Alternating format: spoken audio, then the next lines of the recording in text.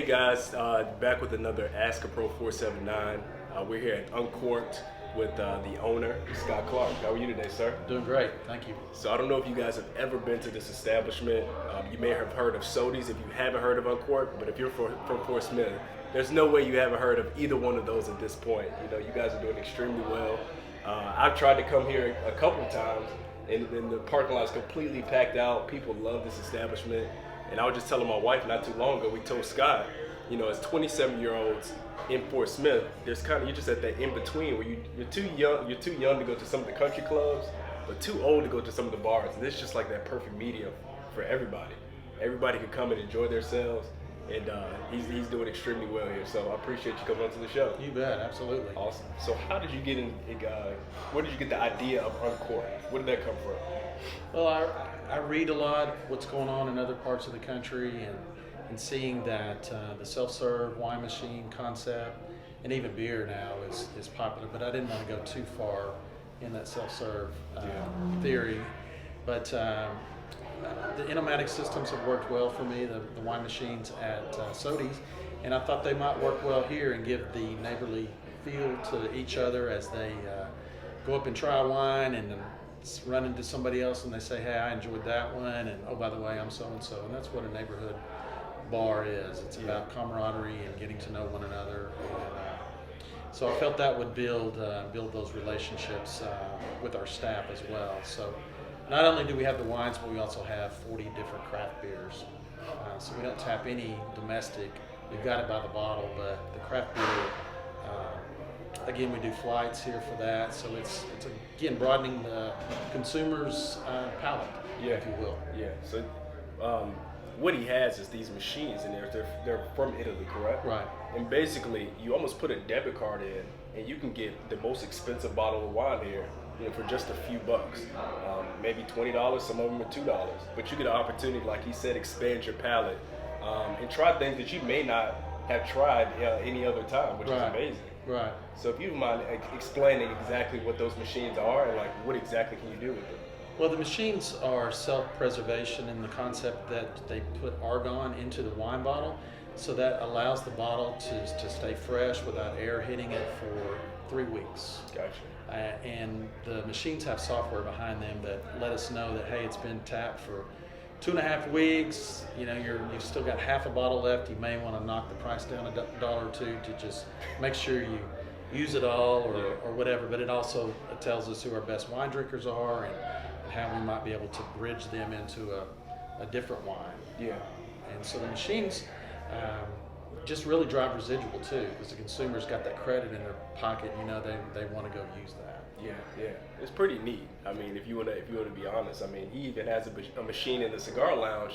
It has bourbon and whiskey in it. Right. You know, these machines can pretty much serve anything. And like you said, it gives you an opportunity to network with people in the room that you may have never had a chance to meet. You know, there's some people here who are my age at 27, and some people, you know, a little bit older, some are a little bit younger. Right. And everybody gets a chance to network and meet each other. So say, hey, look, we're fellowshipping and getting to know each other over a glass of wine. Was that kind of the idea? Exactly. And also it's a comfortable bar. You can come in flip-flops, you can bring your dog in. As long as you go to the patio with your dog, that's fine. Or you can come in with a jacket on and you know, and a date night or whatever. So you can really apply the place to whatever you want it to be. And when you walk in, we want to find out why you're here. Is it for that special occasion, or are you wanting to hear the band, or you want to sit on the patio by the fire? Do you want to have a cigar? You know, we've got all these different environments for the person to come in and just enjoy the place, on top of the great food that Chef Jazz is cooking. Chef Jazz. Yeah. So we went full plates in late October to more of a restaurant concept, because that's what the consumer said they wanted. Yeah. And then we had the talent in the kitchen to do so. So glad we made that move. She's doing brunch on Saturdays, and then we do a special of the week on Thursday, Friday, and Saturday. Normally it's a fish. So it's really her kitchen, and we want to confuse the consumer. We don't want them to have a preconceived idea that they're going to get this when you go to a restaurant. You always kind of know, okay, well, if I'm going there, I'm probably going to get this.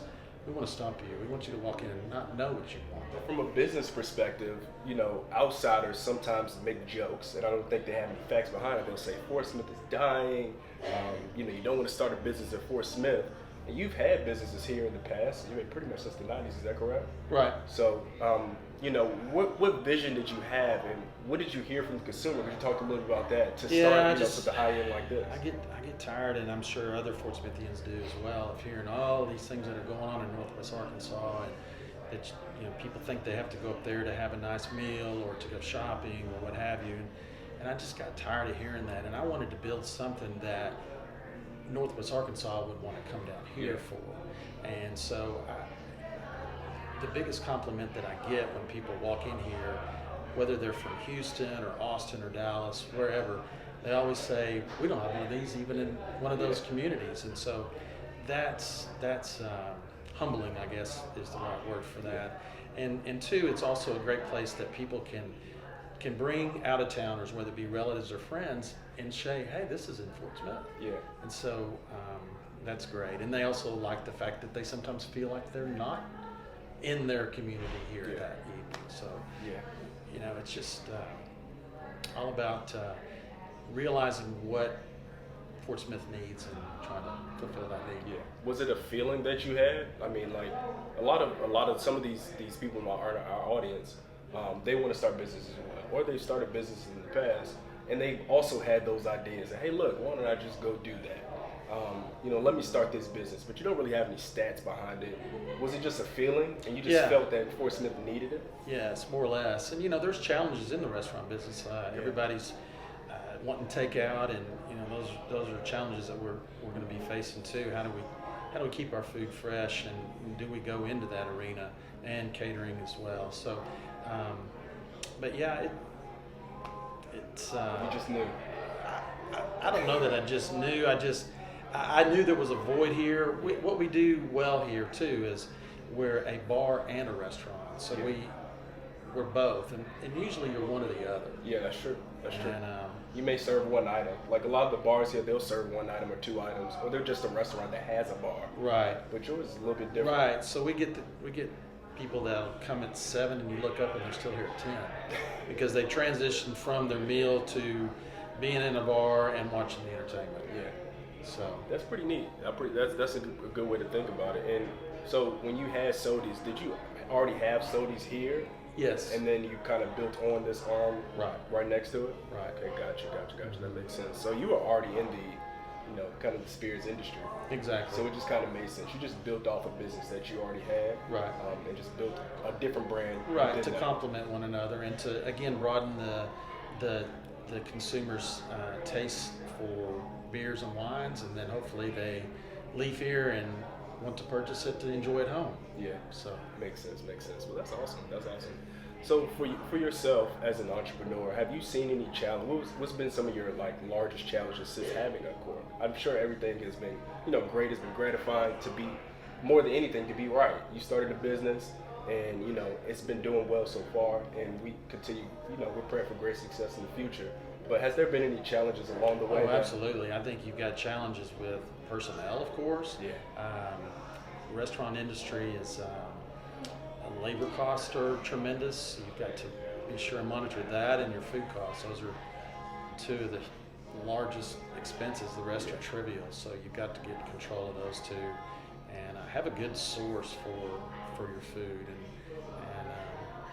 and really partner with those individuals, and we've done a good job of that. Yeah. So between Jazz and some others, you've been able to really put a team together that's kind of overcome some of those obstacles. Absolutely. Yep. Okay. That's awesome. So always have a good team behind you. Right. That's the key to being successful in business. And I'm sure you learned that over at Sodies. You're able to bring that over here and kind of continue those. Is that right? Right. And I've got some talented individuals over there that work in the spirits department, the wine department, and the beer, and they help our individuals here with buying and events that we want to coordinate. We try to have a monthly event, whether it be a wine dinner or a bourbon event or a tavern event. We want to just keep the place exciting with special events as well. Okay, that's awesome. So as a, kind of going back to kind of the origin of who Scott is, Have you always been this way, like this entrepreneur trying to start No. businesses? And have you always been this way, or is this something that just kind of matured over time? Was there an event that happened that you said, hey, I need to start doing things for myself and for my community and start to use my talents to really bring something out of my community? Yeah, the liquor side of the business is really kind of inbred in my family. My mother and father-in-law have owned a store here for the better part of 50 years, and there's some perpetual needs there at some point in time. And so knowing that, I thought, well, I need to learn the business, and so that's kind of how the evolution of Sodies began, and where we are today. It's, life throws you a lot of curves, and sometimes they're good, and sometimes they're not so good. And you wake up one day and you're in a business you never thought you would be in, and that's kind of where it happened for me. But it happened at a point in my life where I was looking for a new passion. Gotcha. And when you have a passion, you got to run with it then, while it's fresh, while it's exciting, and because the passion can flame out too. Yeah. In business, one thing that passion what can happen to your passion in business, if you're not making any money, that passion kind of fizzles off. Oh yeah, yeah. Oh if yeah. you're just sucking everything out of your personal account and it's not being profitable, I've seen that happen. And one of our slogans in our company is "Do More" for 2020. So for you just said, hey, I had this thought, I had these feelings that I wanted to do more in my life, and you just kind of go and do it. You didn't really ponder and kind of think about the situation. Right. You just went out and took But action. always keep an open ear to suggestions coming back from employees, from customers, and really just listen to them, because then you can conform to what their needs are, and you'll see the business start to come together. Yeah. Just don't assume that you know it all. Yeah. Back to having a team. Yeah. Listening to people. I like it. I Yeah. like it. So you said your family's been in the spirits industry for 50 years. Yes, my So- mother and father-in-law have. So quick question, did you fight getting into that industry? Was it like, I'd never want to do that because I grew up around it, or you just... Well, I did it in college too. One of my first jobs in college was working for Bell Point Beverages, delivering beer. So I started kind of liking it back then, and I met my wife in a liquor store. Yeah. So hey, That's pretty neat. it's meant to be, I guess. Yeah, It's kind of like fate. yeah, Well, exactly. you put a lot of hard work behind that, so, depending on how you look at it. So, to wrap things up, what are you excited about upcoming at Uncork'd, or is there anything that the audience needs to know about Uncork'd that you would like them to know that's coming soon? I just think not really. Just knowing that it's a place that is not the same every time you walk in the door. That it's gonna surprise you with a new event or a new concept. Just being different. Yeah, I like that. The chains are the same. Same food, blah, blah, blah. In fact, Jazz is working on a spring menu that we'll launch where we're just basically going to start over Okay. with what we're going to offer. And that'll be in late March, so we'll be doing that. Okay. So yeah, be on the lookout for that new menu. I truly enjoy being here. This is not what I expected when I walked in. Typically when things really pop off fast at Fort Smith, you see it sizzle off after a couple months. And people start to, not support as much. But I was around when it first started, and I came back a few months later, and it's still the same amount of people coming. So definitely, support local businesses. Give him an opportunity. Give this establishment an opportunity if you haven't tried it already. Because ultimately, like he said, you don't have to go to Northwest Arkansas. You don't have to go to Austin. You don't have to go to Dallas to experience, quality. Right. You can experience it right here in Fort Smith. So give them a try. I mean, even if you don't drink wine, they have bourbon, they have beer, they have cigars, they have food. Just come enjoy. Whatever. Right. You got gluten free. Oh yeah. Yeah. Already. Again, that's listening to the consumer. Everybody's on a diet right now. Yeah, right? the health freaks. If Yeah. you can look at me, I'm not, I'm skinny, but I'm not so health conscious as I should be. So, yeah, just give them a try. Experience what we have in Fort Smith, because we have something great going right now. I can't wait to come back. I don't need to drink right now because I got to pick up the kids. But I just truly appreciate you bringing this to our city. Thank you so much. All right. Thank you for the opportunity. Yep. So thank you for tuning in to another episode of Accent Pro 479, and I'll see you guys next time.